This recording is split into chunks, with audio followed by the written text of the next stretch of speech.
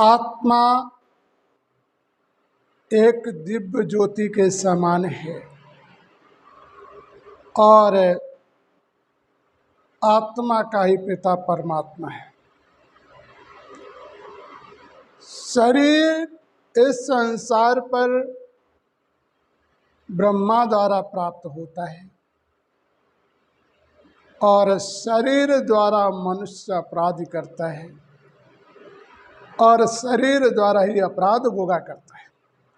तो वास्तविक मनुष्य अपने जीवन में इन अपराधों से मुक्ति पाने के लिए परमात्मा की शरण में जाता है।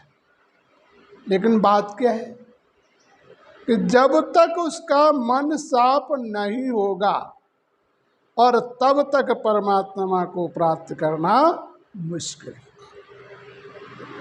एक बात और उठती है कि लोग कहते हैं भगवान को याद क्यों करते हो? भगवान को याद इसलिए किया जाता है कि हमसे कहीं ना कहीं गलतियां हो जाती हैं।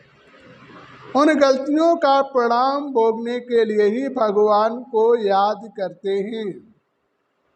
नियम और मर्यादाओं का पालन क्यों करते हैं? नियम के द्वारा तुम्हारे जीवन की दुखों का निवारण होता है। तो वास्तविक हमें अपने जीवन में अपने नियम मर्यादा का सही पालन करना चाहिए। यदि वास्तविकता हम अपने नियमों का सही पालन करते हैं तो हमारे जीवन में कभी दुख नहीं आएगा। दुख परिवर्तन करने के लिए ही भगवान को याद करते हैं, बल्कि अपने जीवन में जब तक तुम अपने दुखों को निवारण करने के लिए भगवान को याद नहीं करोगे तब तक तुम्हारे जीवन का उद्धार नहीं होगा। और भगवान को याद करने के लिए तुम्हें अपने मन को एकाग्र अवस्था में रखना है। ध्यान की ऐसी अवस्था हो जिसमें तुम्हारे जीवन में कभी दिक्कतों का सामना न करना पड़े और तभी परमात्मा आपकी पूर्ण मदद कर पाए। जब तक ऐसा नहीं होगा तब तक परमात्मा आपकी पूर्ण मदद नहीं कर सकता। तो बदलाव हमें अपने जीवन में कर लेना चाहिए और बदलाव करने से ही हम भगवान के करीब पहुंचते हैं। जैसा मानव अपने जीवन में परिवर्तन करता जाता है उसी अनुसार से भगवान के करीब पहुंचता जाता है। परमात्मा को भी पाने में जब तक कठिनाई आती है जब तक अपने मन का संतुलन सही नहीं होता है, और जब मन का संतुलन सही हो जाता है तो परमात्मा को प्राप्त करने में कभी कठिनाइयां नहीं आती हैं। तो जीवन में हमें इस चीज का ध्यान देना चाहिए, अपने मन का परिवर्तन कर लेना चाहिए जिससे हमारे जीवन में कभी कठिनाइयों का सामना न करें और परमात्मा भी हमें पूर्ण मदद कर सके। तो विचार करो, आप एक आत्मा जो है आपके भ्रुकुटी के मध्य में निवास स्थान है उसका, और वहीं से वो शरीर का सारा संचालन करती है। आत्मा इस 3 स्टेजों में कार्य करती है। मन के द्वारा विवेचनाएं, बुद्धि द्वारा निर्णय करना, संस्कार अच्छा या बुरा है उस संस्कारों का भोग भोगना। और इन्हीं संस्कारों को परिवर्तन करने के लिए तुम भगवान की याद करते हो या उस परमात्मा के ध्यान में लीन होते हो तो तुम्हारे जीवन के संस्कारों का परिवर्तन होना प्रारंभ होता है। इसलिए हमें अपने जीवन में अपने संस्कारों से मुक्ति प्राप्त कर लेनी चाहिए और उसके लिए हमें अपने भोजन का शुद्धिकरण होना चाहिए। जैसे कभी कभी लोग कहते हैं कि धार्मिक स्थलों पर जो है प्याज लहसुन मना कर दिया जाता है, वो क्यों किया जाता है? विचार करो, वर्तमान में आप देखो, जब से प्याज का खाना अधिक प्रारंभ हुआ है तब से शुगर के मरीज बढ़ना प्रारंभ हुआ है। और जो व्यक्ति शुगर के मरीज हैं और प्याज खाना बंद नहीं करते हैं तो कभी भी शुगर के मर्ज से दूर नहीं हो सकते हैं, क्योंकि प्याज के द्वारा ही शुगर का जन्म होता है और लहसुन के द्वारा मनुष्य को हार्ट का जन्म होता है। लहसुन इतना गर्म होता है जो खून को इतना तीव्र कर देता है जिसे हार्ट अटैक कहते हैं। तो विचार करिए, यदि ऐसी बीमारियों से बचना चाहो तो इसका प्रयोग न करें। यदि वास्तविक ऐसी बीमारी अच्छी लगती तो खूब करिए। शरीर का स्वास्थ्य और शरीर की व्यवस्था को सुधारने के लिए तुम्हें इसका परिवर्तन करना होगा और तभी परमात्मा आपकी मदद करेगा। जब तक इसका परिवर्तन नहीं करोगे तो भगवान के करीब नहीं पहुंच पाओगे। जब तक स्वच्छता नहीं होगी तो करीब कैसे होगा। एक इंसान से भी व्यक्ति मिलने जाता है तो बड़ी स्वच्छता निर्मलता स्वच्छता के अनुसार से कपड़े अच्छे पहन के जाता है। यदि गंदा कोई पहुंच जाए तो लोग कहते दूर बैठो, नजदीक मत आओ। तो विचार करो, इस गंदगी को जब तक दूर नहीं करोगे तब तक अपने जीवन के संस्कारों से मुक्ति नहीं प्राप्त कर सकते। और जब तक जीवन के संस्कारों से मुक्ति नहीं प्राप्त कर सकते हो तो जीवन का उद्धार नहीं हो सकता है।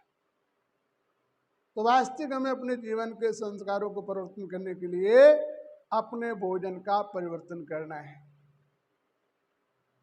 भोजन हमें सात्विक आना चाहिए, नशीले पदार्थ नहीं, क्योंकि इस मंदिर में यदि कचरा पड़ा रहा तो भगवान करीब नहीं आएगा। तो तुम्हारे अगरबत्ती लगाने पूजा करने से क्या फायदा मिलेगा, तीर्थ स्थानों में जाने से क्या फायदा मिलेगा, जब तक तुम अपने अंदर के पर्दे को साफ नहीं करो। इसलिए हमें वास्तविक अपने अंदर के पर्दे को साफ करना चाहिए।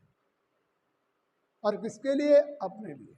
यही मानव जीवन के साथ जाता है, बकाया इस संसार में सब कुछ छूट जाता है।